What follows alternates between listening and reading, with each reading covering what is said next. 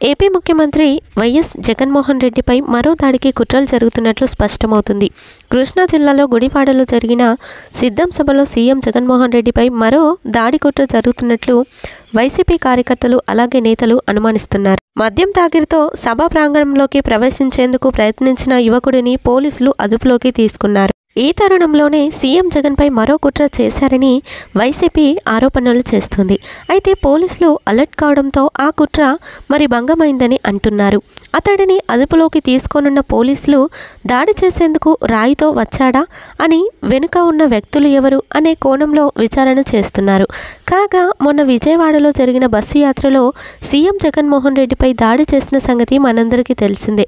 రాయితో సీఎం జగన్ కంటిపైన కొట్టారు. ఈ ఘటనలో నిందితులు అరెస్టు చేశారు మరి పోలీసులు. ప్రస్తుతం ఈ విషయం సోషల్ మీడియాలో ఎంతో వైరల్గా మారింది. సీఎం జగన్ గారిని ఇలా ఎందుకు రాయితో కొట్టారు, వీరి వెనకాల ఎవరి హస్తం ఉన్నదనేది ఖచ్చితంగా పూర్తి వివరాలు లాగుతాం అంటూ కూడా పోలీసులు సైతం కరాఖండిగా చెప్పినట్లు తెలుస్తుంది. మరి ఈ విషయం బయటికి వచ్చేంత వరకు అభిమానులు ఓపిక పట్టాలని మరి అభిమానులతో మరి పోలీసులు సైతం మాట్లాడినట్టు తెలుస్తుంది. ఆ వ్యక్తి ఎవరో బయటికి వచ్చిన తర్వాత మరి వారే బహిరంగంగా తమకి చెప్తామంటూ కూడా ఆవేశం చెందొద్దు అంటూ కూడా చెప్పుకొచ్చినట్లు సమాచారం వినిపిస్తుంది.